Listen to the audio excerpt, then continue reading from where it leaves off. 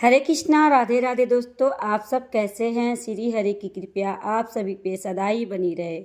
आज के वीडियो में आपके साथ शेयर करने वाली हूँ एकादशी की व्रत कथा। व्रत करने के दौरान कथा सुनने का भी विशेष महत्व है। इस कथा को जरूर सुनिएगा, कथा के अंत तक बने रहिएगा। तो दोस्तों कथा शुरू करते हैं। गालो मुनि का भद्र नाम का एक पुत्र था। भद्रशील ने छोटी उम्र से ही एकादशी व्रत का पालन करना शुरू कर दिया। मुनि ने अपने पुत्र से ऐसा करने के लिए कभी नहीं कहा था। एक बार मुनि ने भद्रशील से पूछा कि उन्हें इस व्रत को करने के लिए किसने कहा है।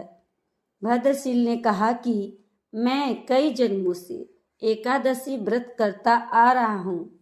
आमतौर पर किसी को भी पिछला जन्म याद नहीं रहता है।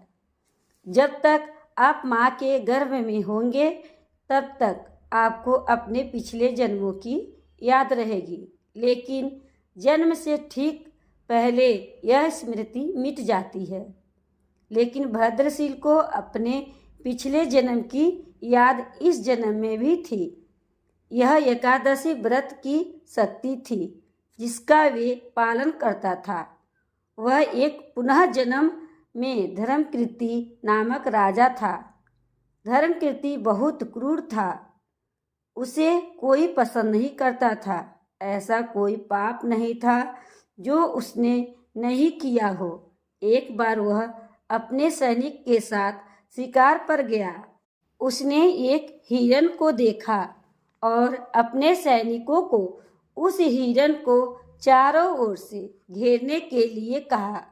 राजा ने कहा कि जो भी हिरन को भागने देगा उसका पूरा परिवार मार डाला जाएगा। हिरन ने यह सुना और हिरन सोच विचार कर बोला, सैनिक, मैं उनमें से किसी को भी कुछ नहीं होने दूंगा। इस प्रकार सोचकर हिरन ने राजा के पास से निकल भागा। राजा ने हिरन का पीछा किया। सूर्यास्त होते राजा एक घने जंगल में फंस गया। हिरन कहीं दिखाई नहीं दे रहा था। राजा ने एक पेड़ के नीचे रात बिताई। उसने दिन भर में कुछ भी नहीं खाया था। उसे चारों ओर से खतरनाक जानवरों की गड़गड़ाने की आवाज़ सुनाई दे रही थी। वह सो नहीं सका। राजा ने डर से श्री हरि परमात्मा से प्रार्थना करना शुरू कर दिया। फिर सुबह होते ही उसकी मृत्यु हो गई।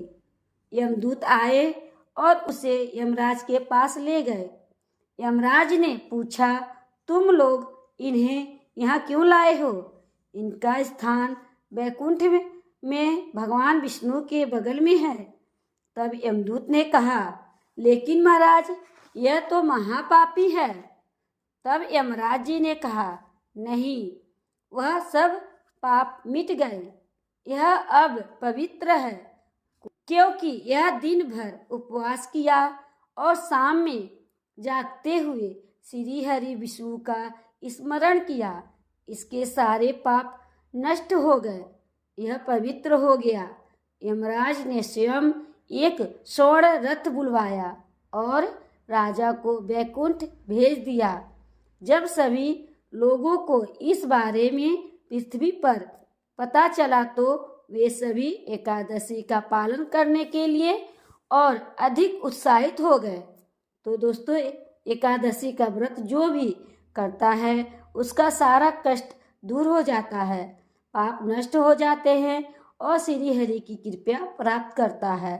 तो बोलिए श्री हरि विष्णु भगवान की जय।